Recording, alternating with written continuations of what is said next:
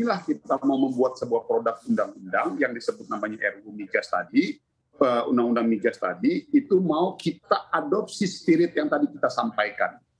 Nah, pertanyaannya, bagaimana dengan kondisi di DPR sekarang? Secara prinsip sebetulnya semua partai sudah ketemu pada satu titik kesimpulan bahwa Undang-Undang Migas adalah sesuatu yang urgent untuk segera direalisasikan. Namun harus dipahami, Mbak, bahwa kita di DPR ini kan berbeda dengan pemerintah.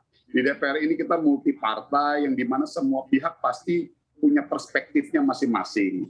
Namun alhamdulillah per masa sidang kemarin kita semua sudah bersepakat bahwa ada urgensi untuk supaya Undang-Undang Migas ini segera direalisasikan. Karena berangkat dari penentuan asumsi makro terakhir kita yang akhirnya turun lagi di angka 660.000 sampai 680.000. Saya sampaikan di dalam forum di DPR, kalau tidak segera kita pikirkan dan kita realisasikan Undang-Undang Migas ini akan terus turun. Nah, ini akan ada keterkaitannya dengan pendapatan negara kita, yang di mana pengeluaran negara kita tinggi, pendapatan negara kita turun, ya akhirnya negara akan bleeding terus. Maka dari itu, sampai pada titik itu semua partai, semua teman-teman di Komisi 7 sudah ketemu pada satu titik kesimpulan bahwa ada urgensi Undang-Undang Migas ini untuk segera kita realisasikan. Nah, insya Allah di masa sidang selanjutnya, sekarang kita lagi reses, di masa sidang selanjutnya kita akan dorong kepada hal yang lebih jauh lagi untuk sudah mulai memproses untuk kita dorong naik di harmonisasi di Badan Legislasi. Setelah harmonisasi di Badan Legislasi, kita akan dorong untuk naik ke paripurna untuk menetapkan itu menjadi RUU Migas usulan dari DPR.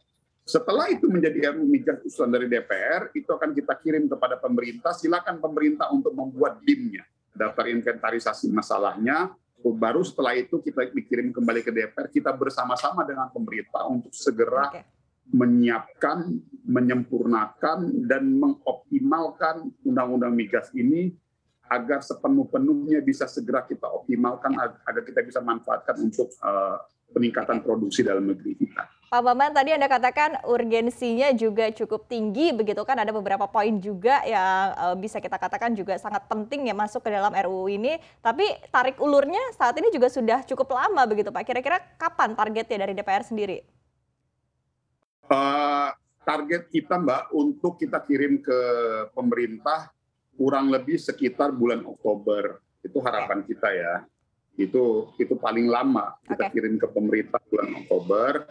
Nah, namun kembali lagi nanti kan itu akan digodok. Tapi ini plus minus ya, antara mungkin Oktober paling telat November lah. Jadi kita akan dorong. Terkait dengan kelembagaan dari SKK Migas juga untuk kelembagaan yang baru seperti apa Pak? Karena sejauh ini kan ada Kementerian Dominated dan juga Pertamina Dominated. Nah, seperti apa perkembangannya Pak Maman?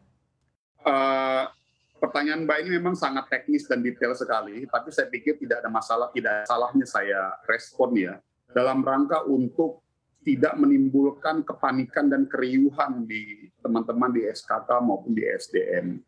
Masih banyak pro dan kontra, Mbak. Masih ada perdebatan, namun satu hal saya ingin sampaikan, tidak dibubarkan, tapi disempurnakan. Artinya ini kata-kata yang berbeda, Mbak, antara kalau dibubarkan kesannya dibubarkan, udah selesai begitu loh. Ini kan karena gini, kita harus menjaga dalam kondisi hari ini, kita harus tetap menjaga harmonisasi, kita harus menjaga iklim investasi, dan juga di bawah SKK Migas ini bukan cuma pegawai SKK Migas loh. Di bawah SKK Migas ini ada ratusan perusahaan-perusahaan K3S yang bergerak di sektor minyak dan gas. Jadi dalam hal ini kami di DPR juga berkepentingan dalam setiap membangun narasi di publik itu tidak menimbulkan kepanikan ataupun keriuhan. Agar apa? Membuat pesimis para pelaku-pelaku migas kita. Jadi saya tegaskan sekali lagi, kebetulan kami juga sebagai salah satu pembuat undang-undangnya tidak membubarkan, tapi kita akan menyempurnakan. Nah, seperti apa bentuk penyempurnaan struktur yang ada di SKK Migas ke depan yang menjadi bahan diskusi di internal kami dan juga dengan pemerintah? Ada 3 opsi. Opsi pertama, tetap seperti SKK Migas sekarang, tidak dilebihin, tidak dikurangi, dan lain sebagainya. Tapi kalau seperti itu tentunya tidak ada terobosan.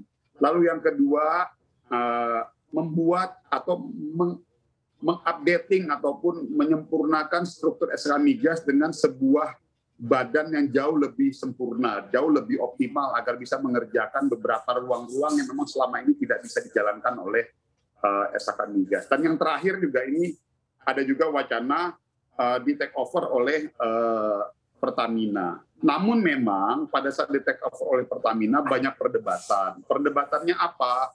Sebagian besar pihak juga merasa bahwa Pertamina jauh lebih bagus, biarkan Pertamina fokus sebagai pemain. Ya, fungsi regulator, fungsi kontrol, fungsi pengawasan tetap kita serahkan kepada SK Migas. Artinya ada beberapa opsi-opsi, namun yang ingin saya sampaikan kepada teman-teman dan kepada publik melalui forum ini tidak dibubarkan.